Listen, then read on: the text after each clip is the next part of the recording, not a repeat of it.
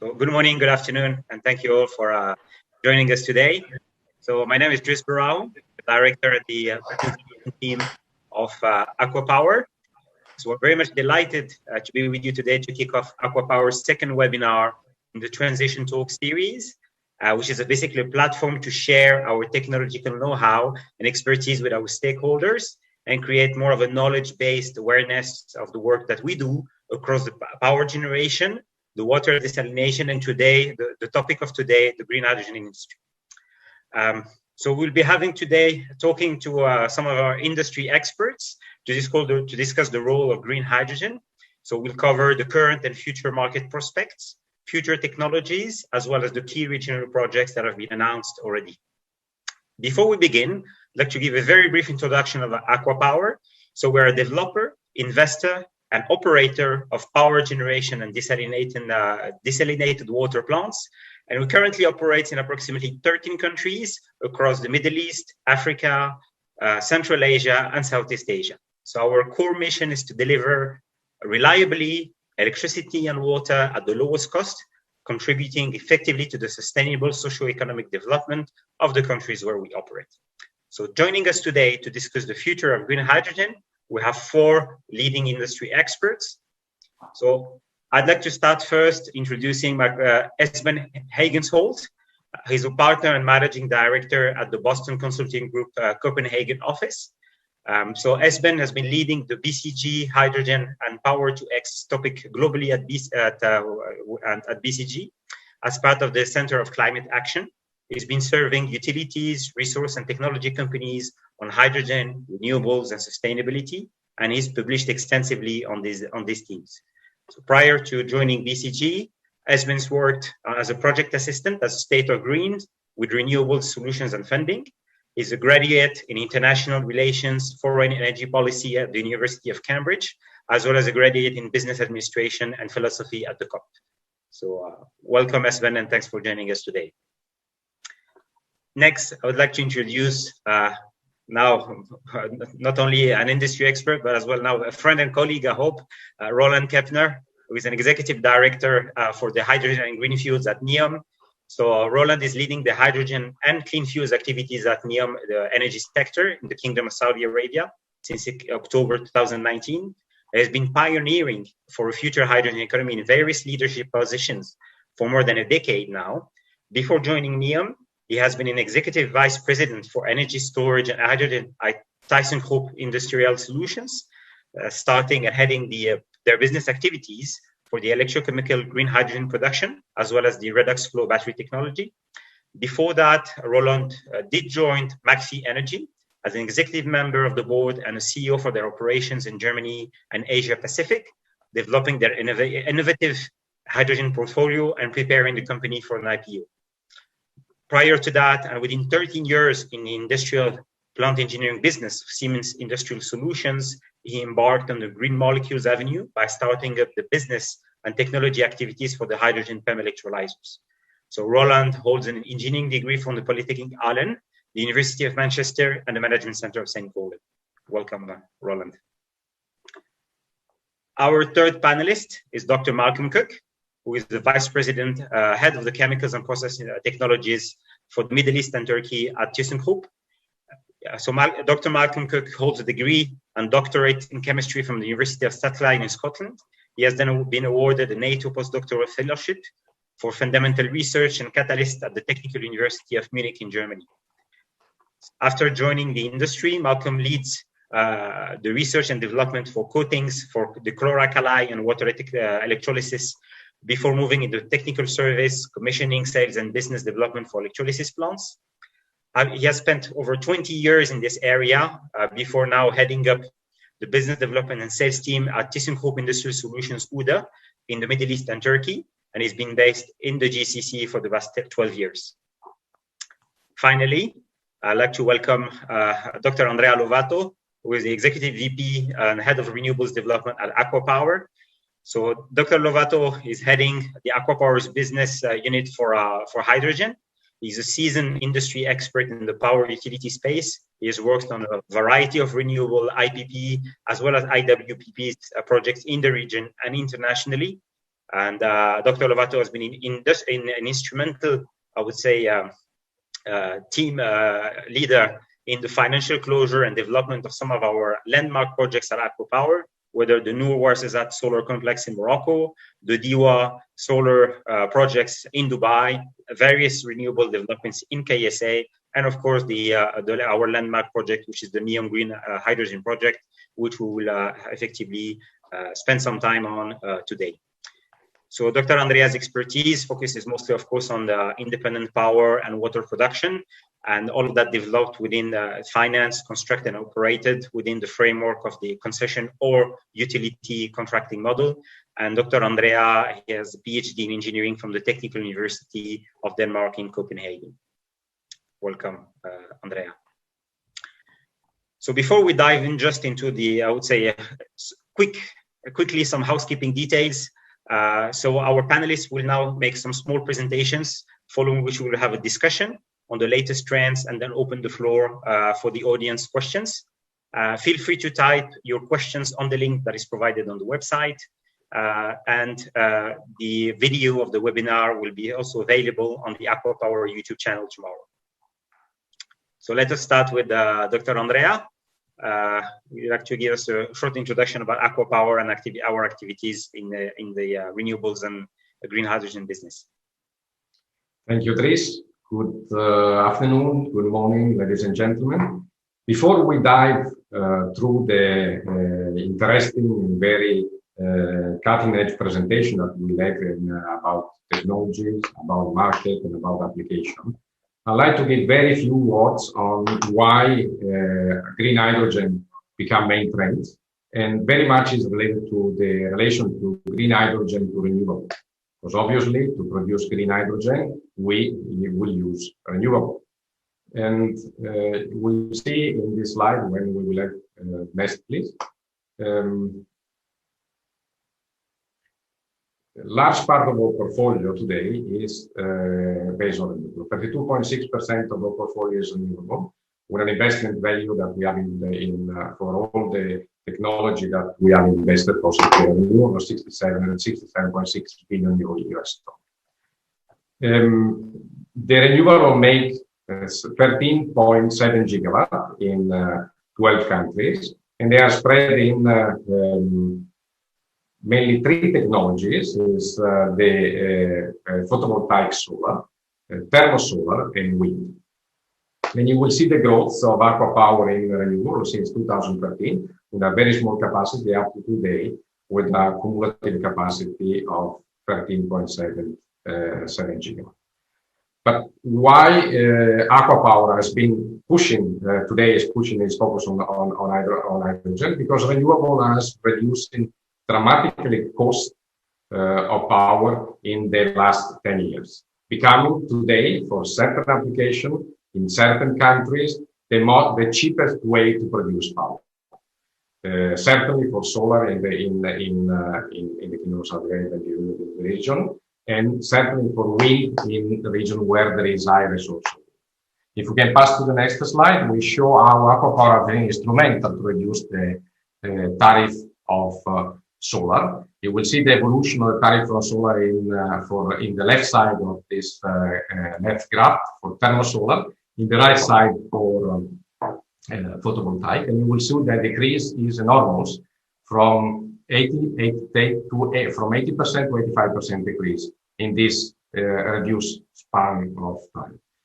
And ACWA Power has been instrumental to reduce this tariff, coming from, for example, a $35 per kilowatt hour for CSP to 7.3 US dollar cents for CSP today, average CSP.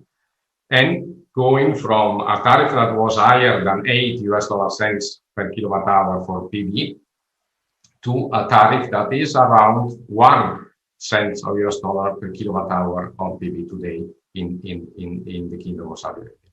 So an enormous push to renewables that itself are very important and crucial for the net zero, but are also crucial to bring the component of hydrogen that is necessary to complete and achieve a complete net zero by 2050.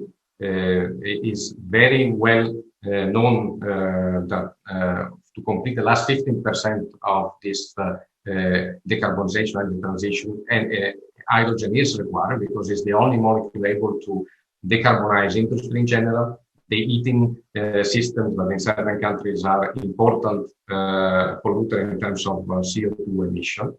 So hydrogen is a very important part of this, and renewable assets are the key to make hydrogen, green hydrogen, a main actor of the energy transition. Next slide, please. Another important part of use of hydrogen is produced by water. And water is another aspect that in certain regions where there is scarcity of water is produced by desalination. Desalination is another aspect where the cost of producing water has been dramatically reduced by ACWA Power today to a level of under $0.5 per cubic meter per day. While I would say water is not a key aspect in terms of costing of the green hydrogen, is a relevant aspect to make water available at competitive cost. So desalination is also another aspect that needs to be taken under evaluation when we talk about extensive use of production of green hydrogen globally. Next slide, please. I said the combination of, and we will see later in the discussion, another important aspect to make green hydrogen, production of green hydrogen competitive is the ability to combine existing means of producing power by renewables. One, solar, we have seen it, and wind. Wind is an important part of the competitiveness of the low cost of hydrogen. Here we show one of our plants in development, where the ability to put together very large plant of wind is also an important component to make hydrogen competitive. The ability to have land, obviously available for doing this plant, but also the ability to produce wind at competitive time. Next.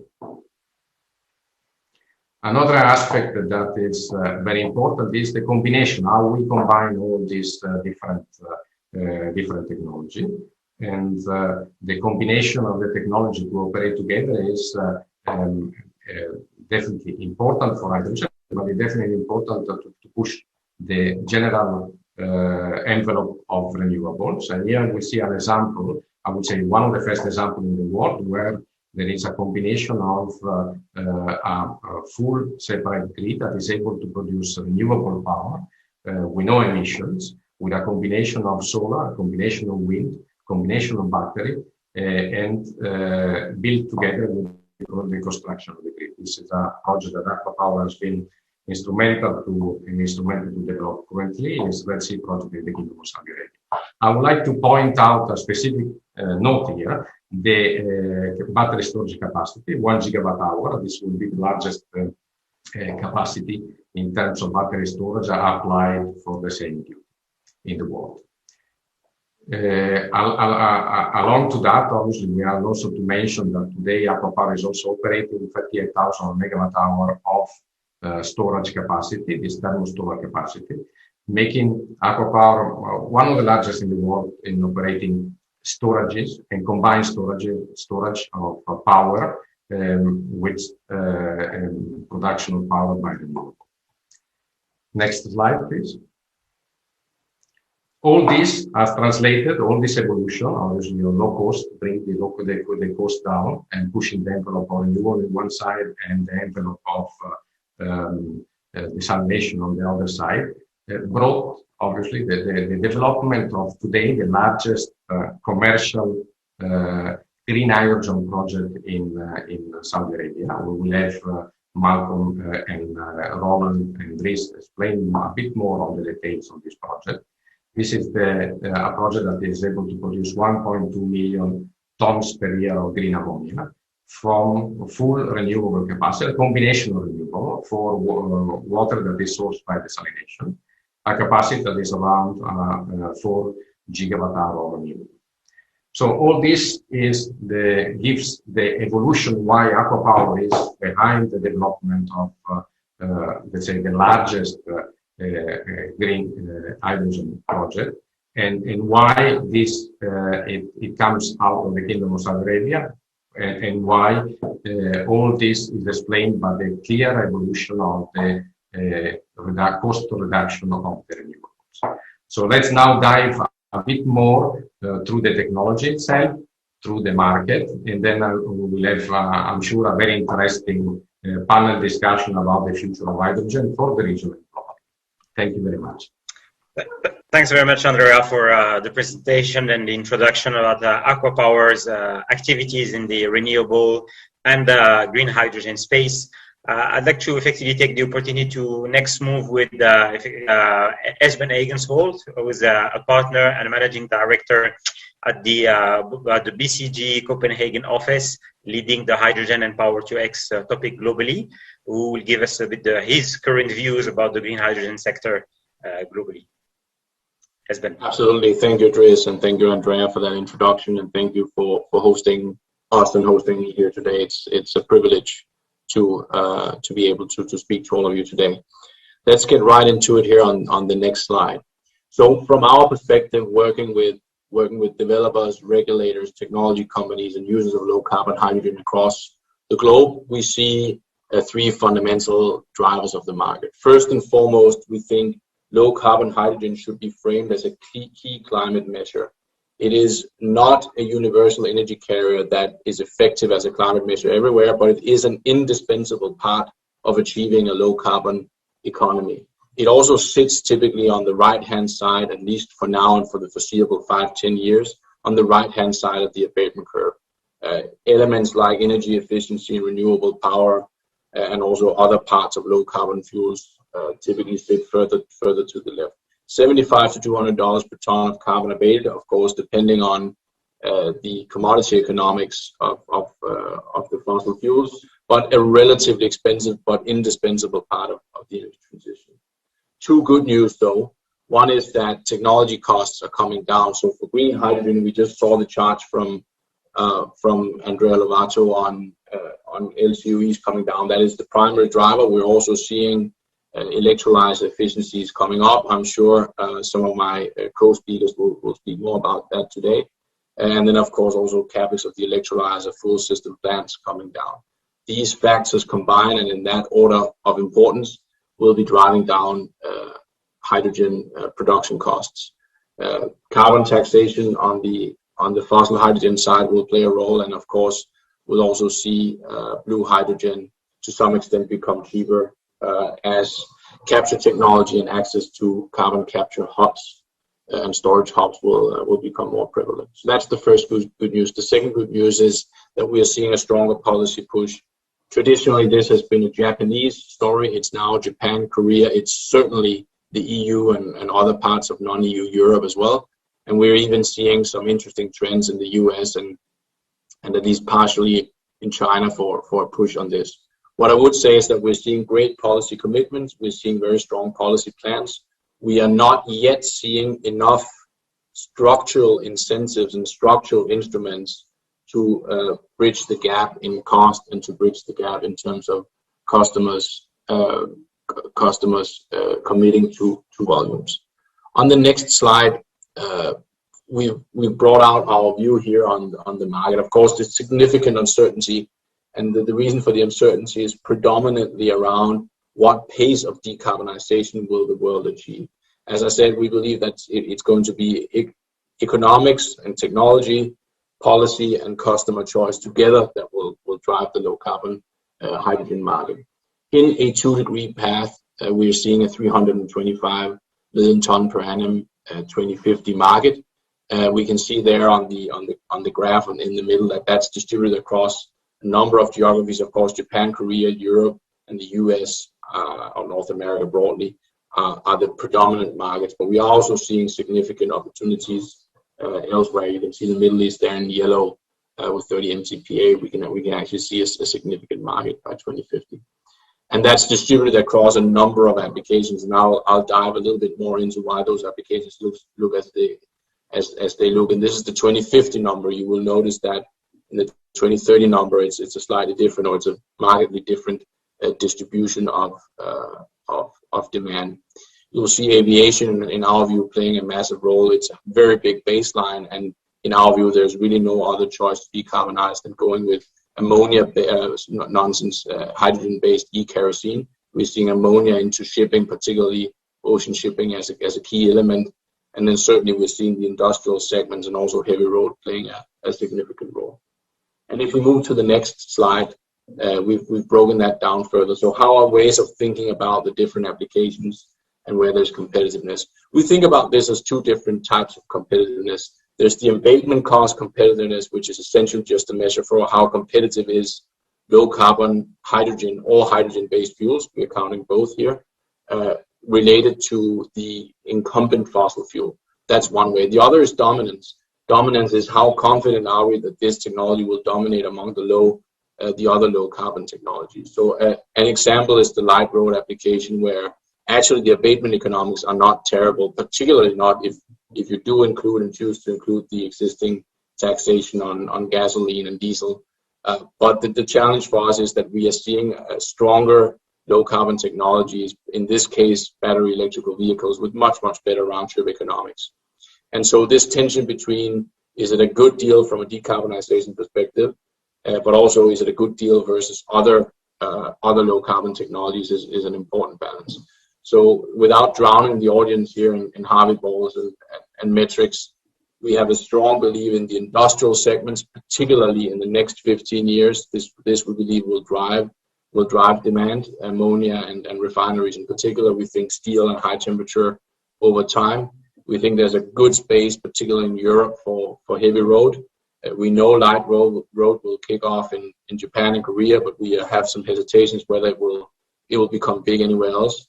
We believe ammonia or methanol potentially for ocean shipping, and as I said, kerosene for aviation are really important. And then I just want to hit the point I'm sure one of the discussions we'll have today is the role of Japan and Korea.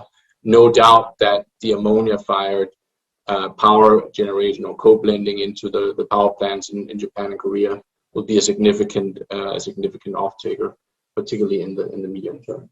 On the next slide, we then turn to the supply side.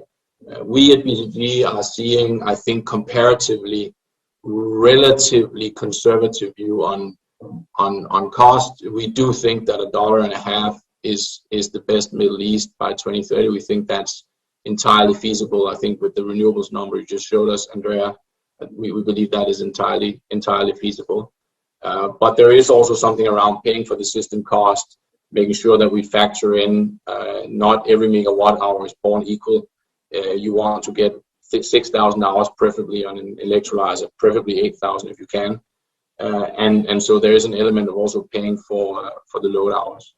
But we're seeing black or gray hydrogen increase in price due to carbon taxation and fundamental commodity prices, blue coming down, green coming down. And we think there is some interesting parts of the world where pink hydrogen, so hydrogen based on nuclear power, could actually be interesting.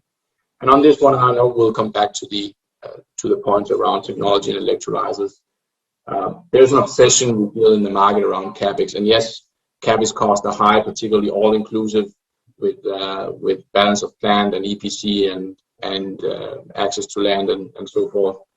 But we really do believe that the efficiency part and the LCOE part are the key drivers when we do the math.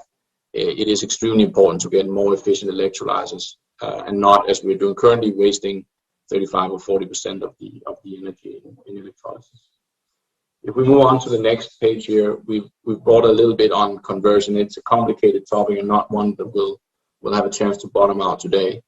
But the fundamental challenge of hydrogen, of course, it doesn't look like hydrocarbons in the sense that the transport economics are so different. So the world of hydrocarbons, the world that we've inherited from Standard Oil, which is one of massive reservoirs, big production facilities, large-scale refineries, and vast distribution. This is the world of Standard Oil. Hydrogen will not necessarily look like that. Yes, there will be massive facilities. They are needed to drive scale and cost, but we will also see local production. We will see a much more distributed system, and because of the simple reason that the transport economics are different. If we get to ammonia, we get transport economics that are more familiar to what we know. Just as in round numbers, a cheaply produced kilogram of hydrogen produced in Saudi Arabia or the UAE, when that lands in Singapore, you will have doubled the cost. For a barrel of oil, you will have maybe added 5 or 10%. So of course, those transportation economics are very different. Ammonia, an important one. We're also seeing methanol and synfuels will be key. Liquefied hydrogen, we believe, will come, but there's still some way to do that at scale. And toluene, for some specific cases and specific technologies, it could make sense. But we're seeing the most favorable economics at the moment in ammonia. And just an example of that on the next page. Here we took, and without going too deep into the numbers, on the left-hand side, we took hydrogen produced in the Middle East and shipped to Europe and sold as hydrogen, right? So we're converting it back in all cases. Liquefied hydrogen, liquefied organic hydrogen carrier, ammonia, and then we took an offshore wind park in Northwest Europe, so we were relatively conservative on the cost. And as you can see here, the reconversion cost for liquefied organic and for ammonia are really making the case challenging. This is for Europe. If you go to Japan and Korea, it looks slightly better. But then on the right-hand side, in the blue bars there, here we are exporting green ammonia. I'm sure that from NEOM we'll hear a little bit more about the thinking there. But there we can see a much closer gap or a much smaller gap to meeting competitive prices because of the transport economics, and because in this case we're not cracking it back into hydrogen. On the next page, of course, a market of this size, where we're looking at hundreds of billions of dollars in the next few decades of market sizes, we're seeing a very, very, very active stakeholder landscape. Many companies buying their way in. M&A at the moment, this space is rather expensive. Some companies building organically, and lots of partnerships. Generally, we think about 3 different ways of engaging in the market here: an asset-centric way, which is the logic of an energy company deploying capital in facilities that produce a commodity, and you sell them above the cost price, typically based in this case on long take-or-pay contracts or index contracts. An equipment-centric one, which is the classical OEM plus service base, where the advantage is in technology, and then a service-centric one, which is everything from commodity as a service, but an asset-light version of that, to EPC services, consulting services, and different types of operational and O&M services over time. And we're seeing both extensions up and down that value chain and across the different business models. So it is a very, very busy space. And with those comments here on the next slide, I wanted to, we can blank this one out, I wanted to hand over back to Dries, and thank you for the airtime and look forward to the discussion.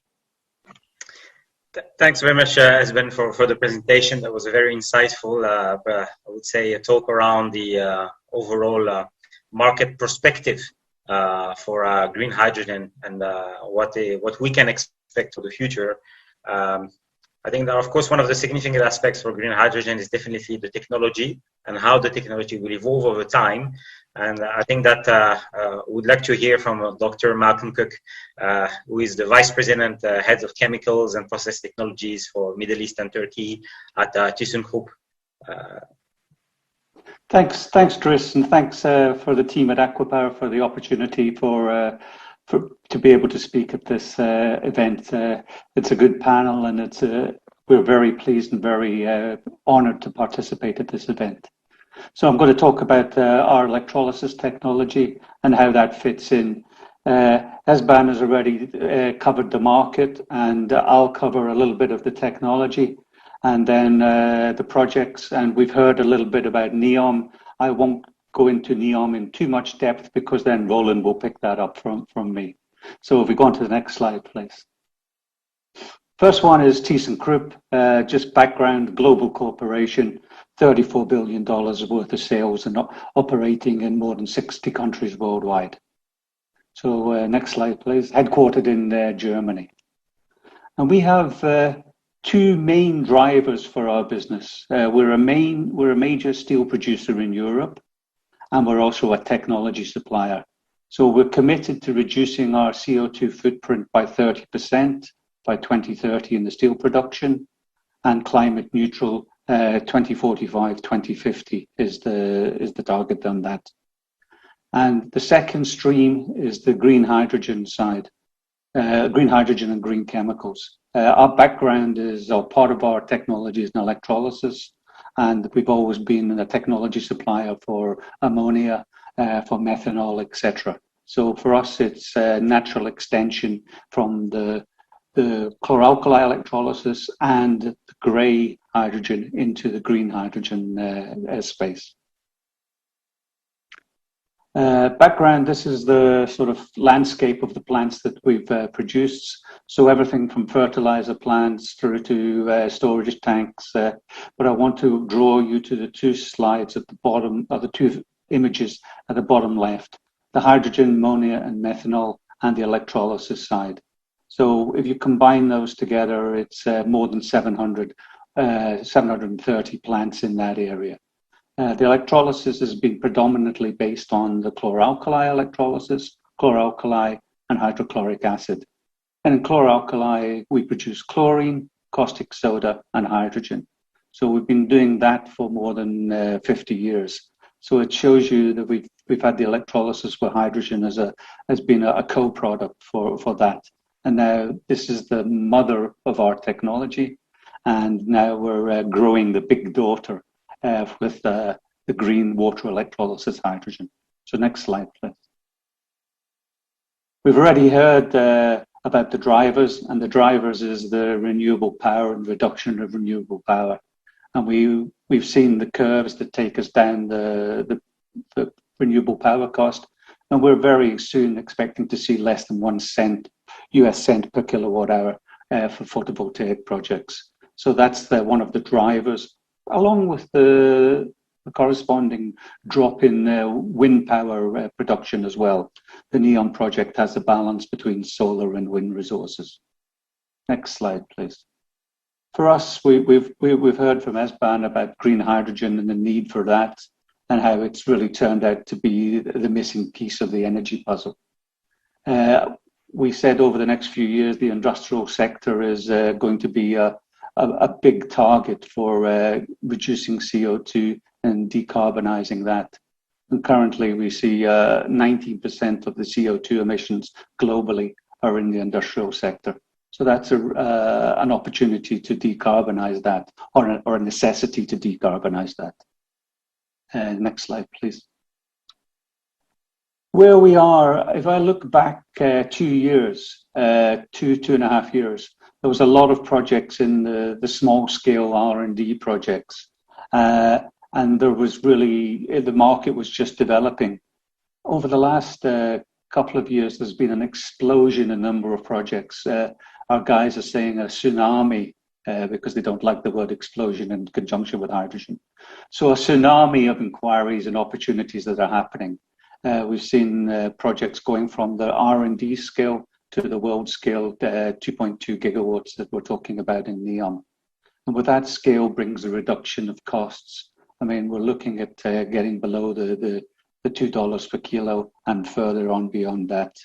And to achieve that, it's the scale, the investment in the technology, investment in the supply chain, and bringing in the efficient project development that's brought into large-scale projects. So we're confident of seeing the same cost curve come down in all aspects that we're seeing on the renewable power generation. So there is a few different aspects. We've talked about the substitution of grey hydrogen. As Ben talked about the different applications, so the power to X applications and the scale for that to compete against grey commodity prices. For us, we currently produce the largest single stream ammonia plant, which is 3,700 tons per day, and that's in Saudi Arabia. And that's currently based on gas, but the back end of that could equally be used for green hydrogen. So the scale for ammonia plants already exists, and we're scaling up on the hydrogen aspect of that. So you can see the different specific cost reductions going from 20 megawatts, 120 megawatts, up to 2 gigawatts. And for us, only at gigawatt scale, we see transport chains operating efficiently. So it's really the scale of that and ramping that up is important for our industry. For us, it's the scale up of the electrolysis. We have developed our technology we have the single element, which is the 3 meter, or roughly 3 meter squared element, and then we stack those together to make an electrolyzer unit. And the electrolyzer unit, our standard electrolyzer unit, is now 20 megawatts electrolyzer unit.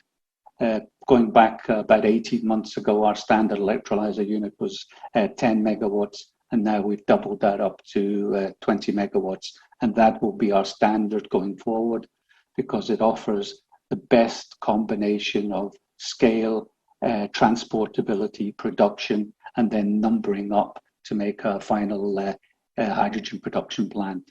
So it's taking the standard 20 megawatt module and then numbering that up to make large scale hydrogen plants. We always talk about hydrogen, but we should always consider the oxygen, the co-produced oxygen. The co-produced oxygen in many cases is a valuable product as well. So there's a need for oxygen in certain applications.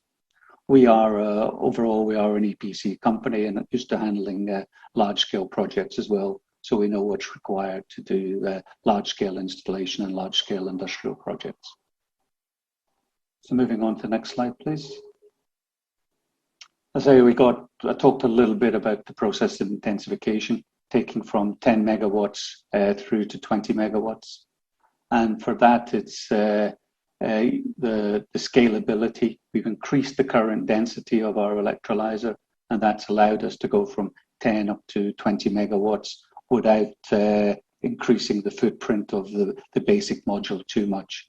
So we've made it more compact and more efficient in that respect. And we continue to work on evolved cell design.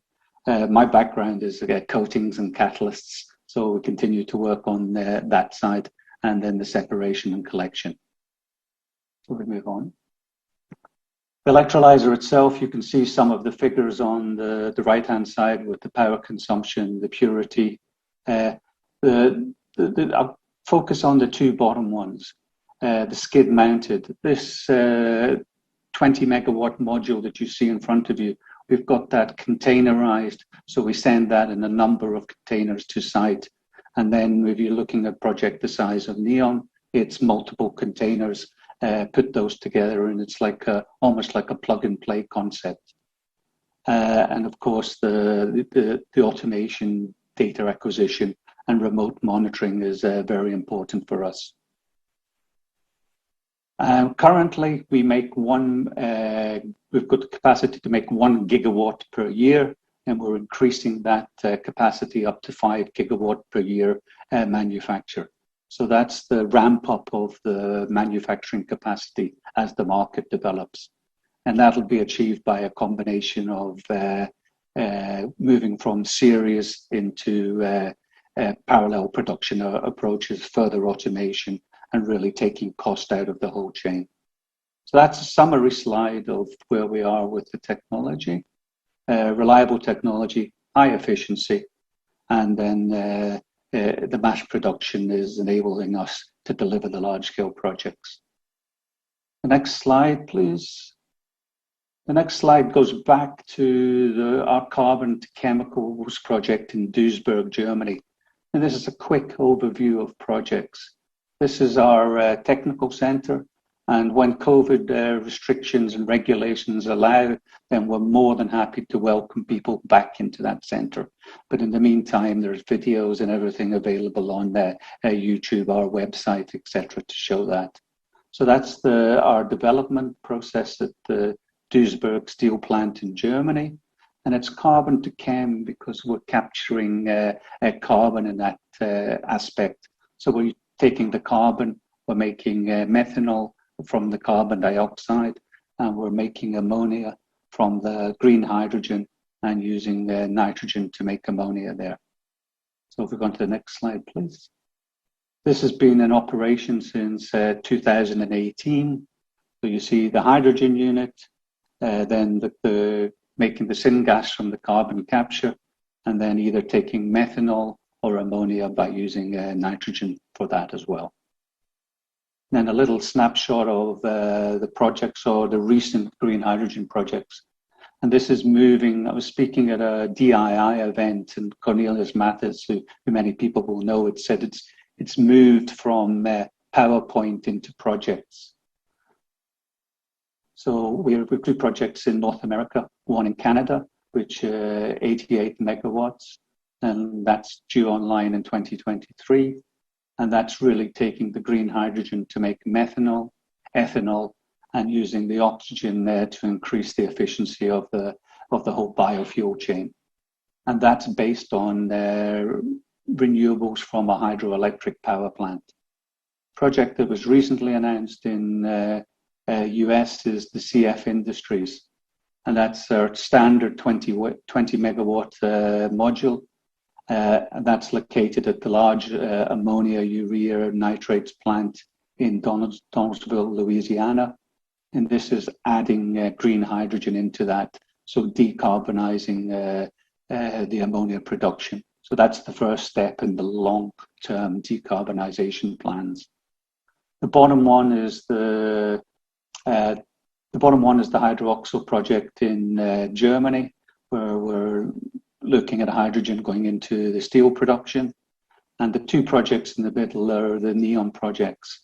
So we've got the 20 megawatt project, Element 1, due online at the end of next year. And then the large scale project, 2.2 gigawatt project in conjunction with ACWA Power, NEOM and Air Products, due online at 2025. So that's really a snapshot of the projects that we're dealing with. Thanks very much, Malcolm. I think that was a very interesting, I would say, presentation diving into the technology. And I think that you gave me the perfect transition, effectively, to move into effectively getting a little bit more insight into I would say, the NEOM Green Hydrogen project. And I would like to effectively use this opportunity to leave the floor to Roland Kepner, who's the Executive Director for the Hydrogen and Green Fuels business at NEOM. Thanks, Driss. Thanks, Andrea, for inviting me. And Driss, first of all, I can confirm we are good colleagues and friends in the meantime. I'll talk at the end of the presentation about the project. It's a fantastic opportunity, not only for us as a team, but also, I believe, for the whole hydrogen community and the market. I'll try to keep that presentation a bit short, because looking at the clock, I think we need to make up a bit of time in order to get a discussion going. Next one, please. Yeah, very shortly, what is NEOM? For those of you who don't know it yet, NEOM is a development in the northwestern corner of the Kingdom of Saudi Arabia. It has roughly the size of Belgium, and it's not about a city. Some people always refer NEOM as being a city development. It's much more. It's basically going to be a country in a country. We're going to have our own founding laws. We will have a completely different legal system. We will have our own standards regarding environment and economy. It's a very perfect location. For many reasons. It's not only a fantastic landscape, whereas 95% of our country will remain untouched, and the city development and the industrial development will only occupy about 5% of the whole total landscape. It's also, from an energy perspective, a perfect location, and also at the Red Sea coast with very close access to the Strait of Suez, which is in particular for our big project main advantage. Next one, please. So what is part of our ambition as energy, talking here for our energy, water and food sector? We have the ambition to have a 100% renewable energy system with a maximized electrification. In the end, we want to be net carbon positive, which means we reduce more than we produce. I think one outstanding topic within NEOM is it's going to be a fully renewable powered water supply, and desalination will happen with zero liquid discharge. That means we are not going to pump back brine solutions into the sea. We're going to mine the brine, so to say, and trying to create value out of that. The same response to sustainable food supply. We want to maximize localized production, and we want to lead the world on green hydrogen. In a moment, I'll tell you why, at scale. And the other thing is we're starting here with a blank piece of paper. So we have the unique opportunity to optimize the integration of all energy and molecule streams with the three topics I just presented: desalination, hydrogen production, and renewable energy. Next one, please. What makes us so remarkable at the location? You will find around the world a lot of very good wind locations. You will also find a very high amount of very good solar locations, and we've seen that in the presentations before from Andrea and from Heska from BCG.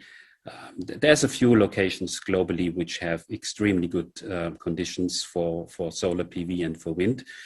But now it becomes important that you have a good overlap, because when it comes to the production of green hydrogen, then what you're looking at is a big capacity factor. It's not always, and that gets to be sometimes a bit confused, it's not about the lowest price of renewable electricity which you can achieve, but it's also the highest availability, because you want to set up a plant which has a high capacity factor, because that has a huge impact on your return of your plant and the profit you are creating. Next one, please.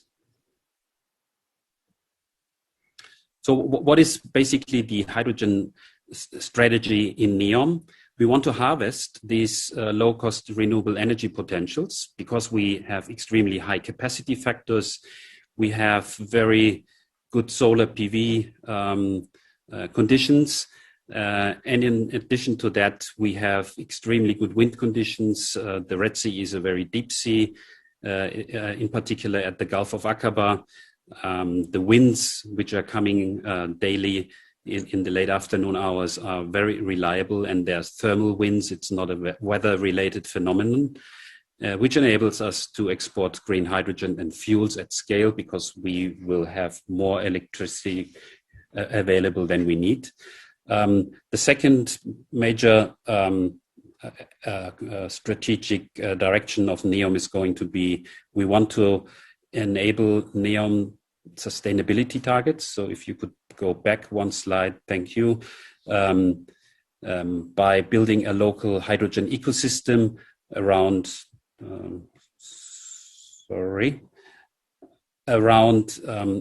hydrogen-powered mobility, hydrogen off-grid power, and carbon capture, producing green fuels.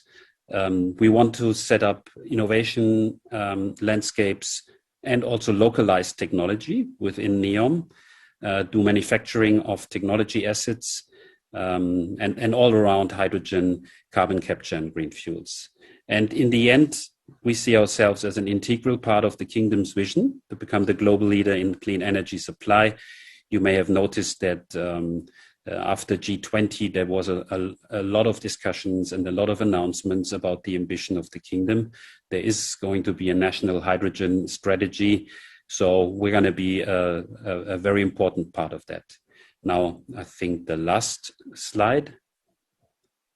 So you've heard a lot about it. In the meantime, Andrea was talking about it. And Andrea, I have to make a small correction to your presentation. You said it's the biggest green hydrogen project in the Kingdom. It's the biggest green hydrogen project in the world. So we have over 4 gigawatt of dedicated solar PV and wind power. Dedicated, why? Because, and that's probably part of the discussion later, the regulations are not yet fully transparent and clear What we are producing here is virgin green hydrogen. So it only sees renewable power. It has its own dedicated transmission line. Attached to it is a roughly 2,000 megawatt water electrolysis plant, and then an ammonia plant, which is producing green ammonia. We do that because it's in our view, the best option to transport hydrogen. We'll have our own marine export facilities, and we will get desalinated water from renewables at zero liquid discharge. The numbers have been thrown around.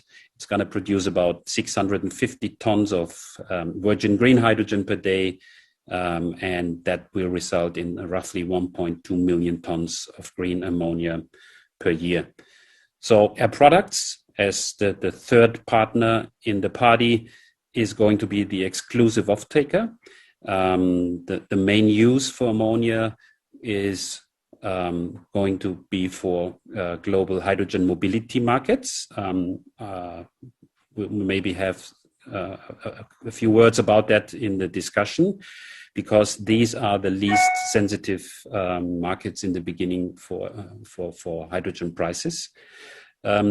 We believe the project is going to be on stream in 2025, and you also heard that number. It's going to save over 3 million tons of CO2 emissions per year. And I've been around in developing a lot of hydrogen projects in my past career. This is certainly the most exciting one, and it's the most and fastest progressing one. If you look back at the announcement in July last year and where we are, and if you then look at the targeted on-stream timeline for 2025, those of you who develop these kind of projects can have a glimpse of how fast this thing is going forward. It's a purely commercial project. It's not working with any subsidies. And we believe it's going to change the market because it shows the world it is possible. It's only possible at scale. That's the clear learning. And the other clear learning is it is not as easy as people think. We have the technologies available. We have renewables. We have ammonia plants. We have electrolyzer plants. It's a matter of how you let them communicate together and how the overall plant setup is. And we have a fantastic team in place with ACWA Power, with Air Products and NEOM, where all our competences come together to make that thing happen. I thank you for listening, and I'm looking forward to the discussion on the panel. Thank you very much, Roland. I think that was a very interesting, effectively, insight on what is NEOM, but especially on the very exciting NEOM Green Hydrogen project, on which I can concur how not only exciting a project it is, but as well challenging and fast-paced it can be. So I think that now we have now gone through the presentation from the various panelists. So thank you very much. That was very interesting. I think maybe I'd like to use the opportunity to move into the Q&A session. And would love to start with my first question. So you may have seen on Esben's presentation some very nice projections around the future of the green hydrogen markets. I would say some people would say that it's very ambitious. And we are hearing still quite a bit of skepticism in the market. On the flip side, we're seeing a lot of projects effectively being announced globally. If I look at my personal experience on the renewable industry, 10, 15 years ago, the projections that were being done on renewables have systematically, effectively been proven to be wrong, in the sense that the expectations for 2020 were all realized by 2013 or 2014, and it showed that effectively we tend to fall short on our ambitions. So the key question here is that how fast do you see this market for green hydrogen happening? And I'd like maybe to open the floor with Andrea on this topic. Yeah, thank you very much. I think it happens now. I think they give a sense of what we have seen in this presentation. Project coming up, also market flourishing in terms of application. but it's people realize already today that is in some existing market, green hydrogen is competitive versus let's say fossil fuel wind. For example, if we look at in certain countries, green hydrogen is competitive with diesel in terms of cost, price, produced somewhere else, exported through shipping, and then cracked back to green hydrogen. That product is already competitive now versus diesel for certain applications like long transportations, trucks, buses. All this is already making sense economical today, and there is a market already today. Second market that today has really flourished is ammonia in terms of fertilizer. And there, obviously, there will be a market, and there is already a market today on a premium on green fertilizers, that is decarbonized, and make a market of premium already. And then, obviously, I've been open, I'm not going much in the details, but I've been open also from Malcolm. Steel is there already. I will call not green steel, but decarbonized steel. That I think is a more proper definition of steel. But still already there as potential advantage of decarbonization and being competitive, close to competitiveness on cost of using green hydrogen. And is evolving as well with other markets in the short term. Yeah, no, thank you, Andrea. So I think that I'd like to maybe to give the opportunity to Esben to comment on his own projections for the future of the green hydrogen market. Yeah, we don't do predictions by definition. We do scenarios. But you're right, Chris. I agree. There are some segments, there are some pockets where it's in the money. There is no lack of money to invest. There is no lack of ambitious developers to drive this. We have some of them in the room today. There's no lack of technology. The tale that this is somehow risky or new technology is wrong. It's expensive technology, but it's not risky or new. I'm sure Malcolm would agree. But we do see some limitations, and the limiting factor from our point of view working with developers is the willingness of customers to commit to long-term fixed rate, fixed volume contracts, or in the absence of that, regulators' willingness to provide structural subsidies, either contract for differences, feed-in tariffs, blending mandates, or similar subsidies that will drive the market at scale. Then I completely agree that there's a market in Japan and Korea for ammonia today, and there are also some transport markets there today. But what I would say is that there are estimates out there from the IEA and also from the Hydrogen Council around $300 billion worth of projects, and it's stated 80 billion of those are in the mature stage. I would claim very, very few of those projects are FID. Very, very few of those projects are FID. So yes, it is a wave, it is a tsunami coming, but we're also seeing a key unlock necessary for us to get on the S-curve. Okay, thank you. Just a quick update to the audience. So we are open for the questions from the audience as well. So feel free to type in your questions on the website. Malcolm, any perspectives on how the market is coming, since you are yourself already receiving a tsunami of orders? Yeah. So how do you think will that translate as a global market for the green hydrogen production? Well, I mean, we see the market is very buoyant, obviously, moving forward. I mean, we're looking at the hydrogen council figures. Currently, electrolytic hydrogen is 2% of final energy consumption. And the Hydrogen Council are saying that by 2025, that share will grow to 18%. So that's a huge growth in just that use, and replacing all the current hydrogen in use with green hydrogen. That's 1,000 gigawatt of electrolysis required. Not all of that will be replaced, but there will be new applications developed and new projects being developed. And for us, looking over the coming decades, we see the market for water electrolysis worth several hundred millions or billions of euros for ThyssenKrupp, depending on the timeline that you're looking at. So it's for us, it's a technology and a product that's going to be central to the further development or the ongoing development of our company. So something we're really excited by. So Roland, you've been around for quite some time in this market. So do you think that is there a change, a shift really that is happening today compared to what it's been happening over the last decade? Yeah, don't get me wrong. I would define myself as a pure hydrogen junkie for many years, and I have strong belief in this market. I see it a bit differentiated. The technology has been around for a long time.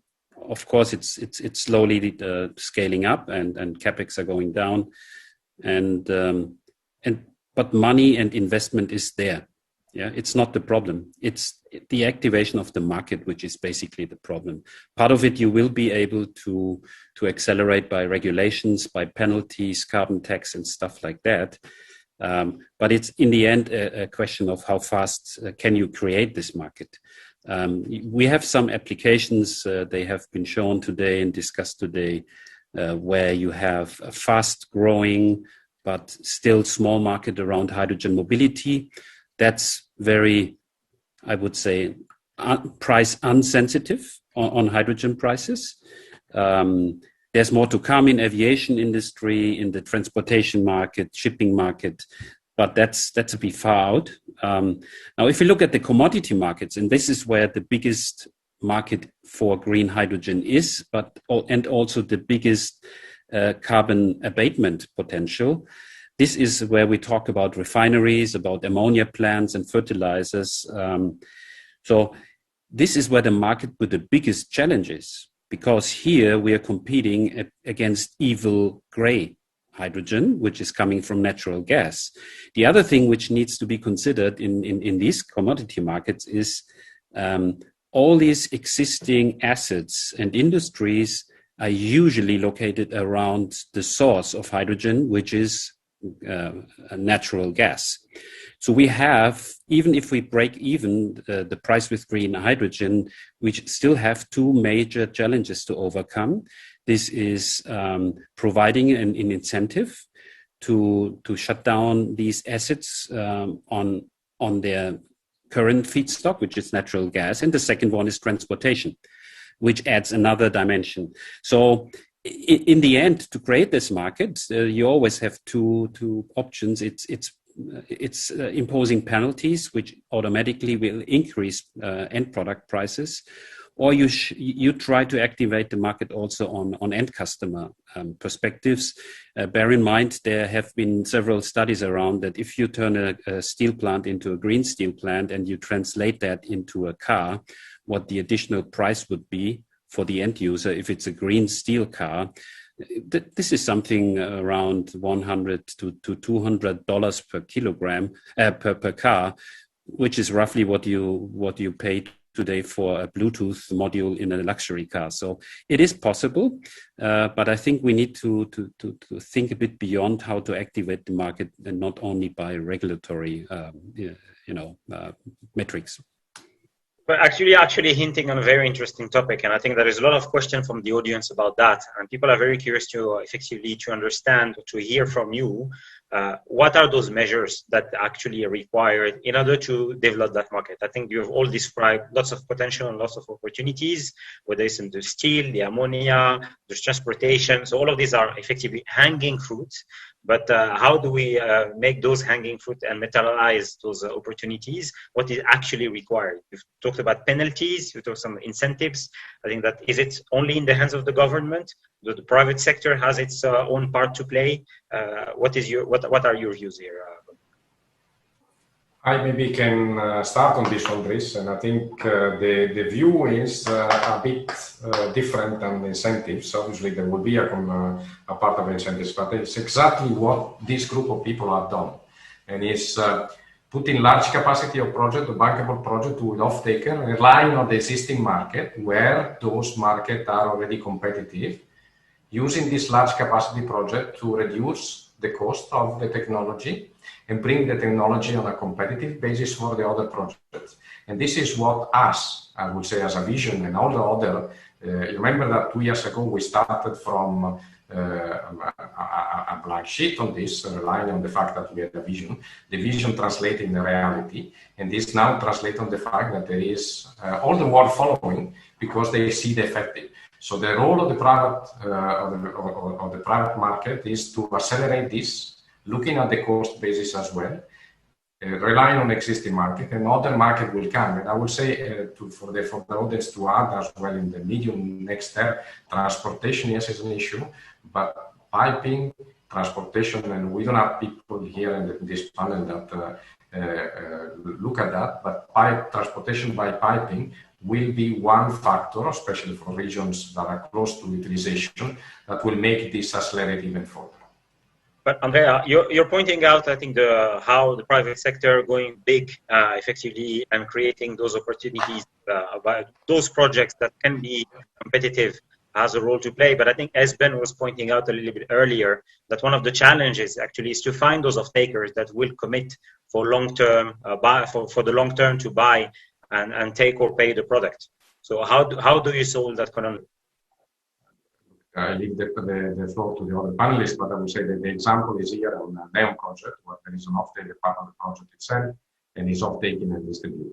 This is exactly the model that has started with the LNG in the past, where you connect the utilization to the productions, and this will be instrumental to make bankable project, commercial, fully bankable project to happen and move the market. The example is there, is already under the eyes of everybody we met. Okay, in that case, Esben, to your initial effectively challenge about the long-term offtake, Andreas did point out effectively the example of the LNG market, which started a few decades ago with those long-term structured offtake, and now has moved into a fully, I would say, liquid market, if I may. Why is that not happening with hydrogen? I think it is. I think it is, and I think it will. But let's remind ourselves, we've known LNG not 1 or 2 decades, but 4 or 5 decades, and it has taken almost 25 years for it to get to the scale that it has today. And as you accurately say, you will need many of those significant contracts. I also don't want to come across as negative. I absolutely believe that there are contracts out there and that you can go and originate them. I think the individuals in this panel have proven that there is. All I'm saying is that if I look at Europe, if I look at the US, if I look at many of the Far East projects, it's relatively easy for the developer to get the MOU, to have the dinner speech at CEO level.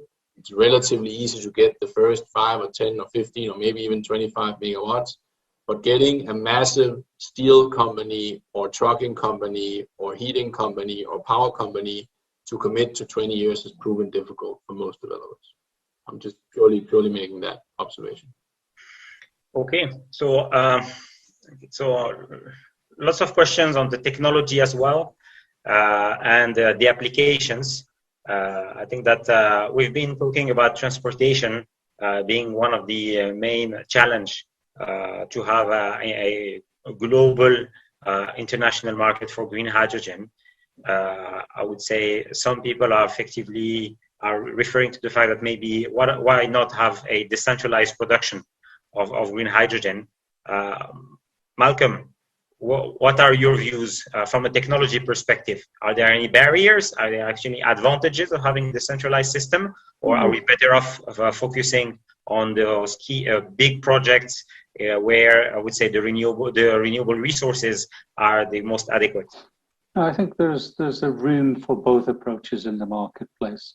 We're looking for the large projects, which are, say, like the NEOM project, where you're taking from an area that's advantaged in renewable power and then exporting into a major market. So that's taking from somewhere like Saudi Arabia and other places that are advantaged in terms of those costs, and then shipping.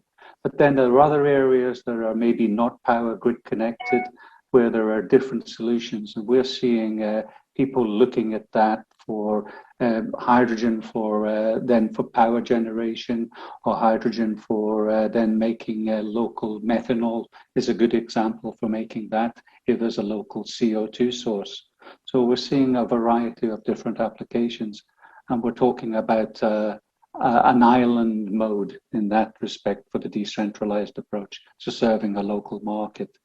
But for us, we see the large-scale market as the export-orientated or the large demand side from Europe to the from the Middle East to the Far East, or from the Middle East out to Europe as examples of that. So does that answer your question in that respect? Oh, thanks very much, Malcolm. Roland, so you've described the main, I would say, the purpose and the vision for NEOM, being a major exporter. Do you see that as the only effectively way ahead, or will you see yourselves effectively competing in the future with localized production? I think localized production can only be competitive if you really have the feedstock for the green hydrogen available at low cost and high capacity factors. I'm still pretty sure, and you can really see that in all the cost projections throughout many studies, the transportation costs play a role, yes, but the production costs of hydrogen and the feedstock for it, which is electricity, has a much bigger impact. So it's about the availability of cheap, clean energy and the capacity factors. I'm still wondering about all these projects in Europe and the announcements, how to bring that into a positive business case, because that's it. In the end, that's what it requires. You need to earn money with green hydrogen. We're not only doing that for saving the planet, to be honest. We want to save the planet, don't get me wrong, but in the end it's about business, yeah. And I see parallels with the LNG market, because if that big market, what Malcolm is describing on the gigawatts which need to be installed, I mean that cannot happen in millions of decentralized solutions, in my view. We will see, of course, pockets of decentralized manufacturing of green hydrogen very close to where you need it, but only for medium or small consumers.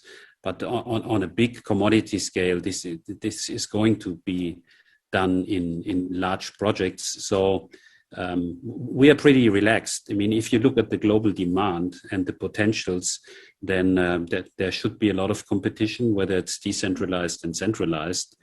I think it's not about competing regions at the moment. It's really about get this thing going. Fair enough. So I think that we've seen about the market, but how to realize the market. Lots of talk about the offtake, regulation, but I think that there is one important piece, which is the technology evolution. So I think that is definitely so the resource is there and it's not going to change drastically. But what is going to change the picture when it comes to effectively bringing green hydrogen to a very cost competitive levels is how fast the technology will improve and will drop down in cost. So Malcolm, what are the challenges, but as well the opportunities that you see in bringing the technology ahead to make this possible? Well, I think what will drive, or what is driving the reduction in the cost, is the deployment of projects and the scale that projects are rolled out. As I say, we're taking our current manufacturing capacity from 1 gigawatt per year up to 5 gigawatts per year. And that will bring substantial savings in the production costs and drive down the cost of technology. So as the market develops, we'll see further investment, and we will make further investment in the technology chain. And as the more and more projects come into online, we'll be able to feed back that operating experience into that and bring down the cost and increase the lifetime of some of the components in that. It's a model we've used very much in the chlor-alkali, where we're on to our 6th generation of electrolysis. And we've seen improvements in that technology and improvements in the cost from the original 1st generation. So there's ongoing developments in the technology, ongoing developments in the manufacturer, and ongoing developments and learning from the operation. So all of those factors will play a role in driving the cost down. But it needs the market to continue to grow to make that happen.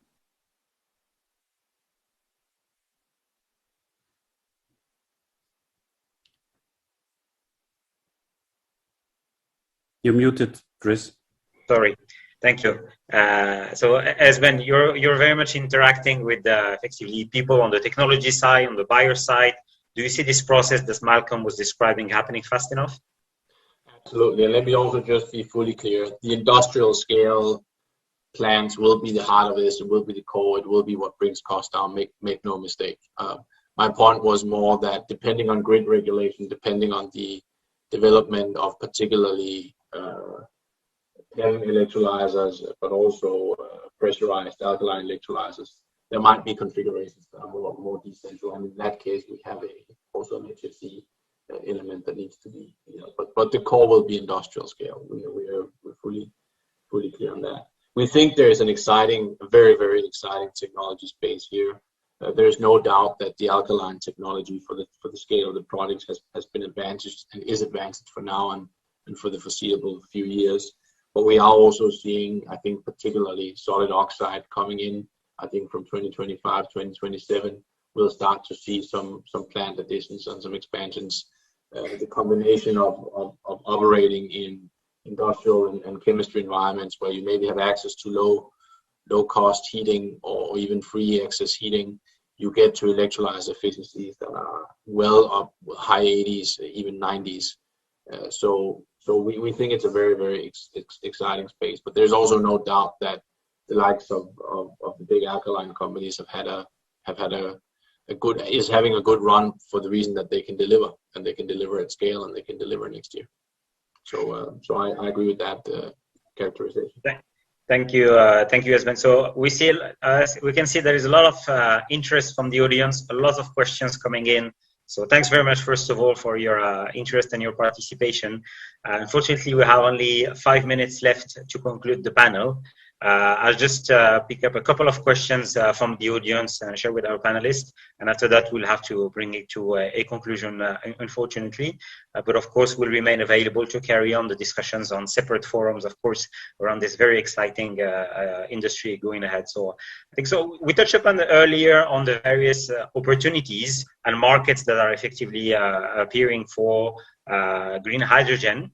The aviation industry right now is effectively maybe one of those industries that is under the spotlights when it comes to the decarbonization, even though maybe on the actual impact, it may not be as big as other industries that are on the lower profile, but it's very, I would say, very much apparent and visible to the general public. We see a lot of communication around biofuels, for example, but we see green hydrogen and maybe the combination with synthetic fuels could offer a solution to decarbonize the aviation industry. So I'd like to hear maybe from both of Andrea and Esben about what are your views around effectively how much of a disruption could green hydrogen bring to the aviation industry, and should it be one of its core focus, or I would say something that will happen anyway on the back of other opportunities that are maybe more impactful and will drag the demand for green hydrogen? Yeah, I suggest that we start from Esben, and then maybe provide my comment as well, please, Esben. Yeah, it's an interesting question, and it's an area where I would say I've become more optimistic and more have a more positive outlook than I had only 12 months ago. I think this is closer than many people think. Look, the cost gap is almost insurmountably big. It's significant, and it's not looking like it will be close to the fossil incumbent in this decade nor in the next. So this is a question of whether there is technology readiness to do this, and whether there is appetite to either regulate or pay the differential. On the technology side, from our point of view, look, there's real technology uncertainty. We don't have a crystal ball. We don't know. From our point of view, it's looking like e-kerosene is the winning technology for the next, I would say, at least 2 decades, and maybe at least 3 or 4 decades. Yes, I think for small 8-seaters, and local batteries will play a role. Yes, I think hydrogen fuel cells might play a role over time. I know that Boeing have made a number of announcements. So eventually it might come. But if you just look at the densities you need, if you look at the safety procedures you need, if you look at the time it takes to license and to roll out new technology in a sector as conservative and as safety-oriented, rightfully safety-oriented as the aviation industry, this is kerosene. And then there are two routes. There's the biogenic route, which is available today. Companies are buying it, they're paying the premium today. And then there's the electro route. The electro route around scales, it is for now still relatively expensive, but of course there are two key unlocks. The first unlock is the one that we've all talked about today, and that I think Roland articulated very clearly. It's the low-cost hydrogen production at scale based on solar and wind. And the other unlock, of course, is direct air capture. In the meantime, we will get our carbon from biogenic sources. We'll get them from waste incineration plants. We'll get them from pulp and paper. We'll get them from other bioenergy facilities, bio-CHPs. And there we can produce, with those two combinations, we believe by 2030 we can produce kerosene at a cost that roughly corresponds to, call it $200 per barrel of oil. So it is 3-4 times more expensive than the incumbent oil price. The most aggressive scenarios are looking more like $100, $120, but whatever the number is, it's likely to be several factors higher than the incumbent. And so it then comes down to the willingness to pay. But the push and the pressure we're seeing on the aviation industry, we can say from our perspective, we're pushing our suppliers of our aviation services very strongly on this, and we're even at the point for us at BCG as a customer, we're procuring low carbon kerosene for our suppliers of hydrogen, for our suppliers of aviation services, meaning that we're actually skipping 1 or 2 steps in the value chain. So we're seeing this coming, and we're seeing it coming relatively fast. That's one point. The other point is that the aviation industry is one of the only sectors where the efficiency gain is very, very limited. So the energy baseline is enormous. Now, of course, we need to see what a post-COVID world looks like in terms of aviation patterns and travel patterns. But if it does anything remotely rebounding what we've seen before, this would be a very, very big market. But it is a later one. It is 2030 plus. Last words from Andrea, maybe. So very shortly. But I think I would like to point the attention of the audience on the fact that is what will happen in hydrogen is a combine of consequences of the market opening, and again this has been proven. And what I mean in terms of e-kerosene. E-kerosene, obviously, I totally agree that is the one that will be applicable for what we see today for aviation. But how e-kerosene will become competitive? Will become competitive because methanol production will become competitive for doing with green hydrogen, green methanol, and will become competitive because we will have green methane. Green methane will be used in the industry as blending with gas for decarbonization. So all this will come as consequences, the multiplication of the market. And I would say, if also to the audience to see what is the low-hanging fruit that we look for decarbonization now for transportation, shipping, boat shipping, the shipping by naval shipment. That is something that will be eventually the first step of the decarbonization of transportation industry on that level. And this again will generate consequences that will multiply in the market and making also that market more competitive in the future.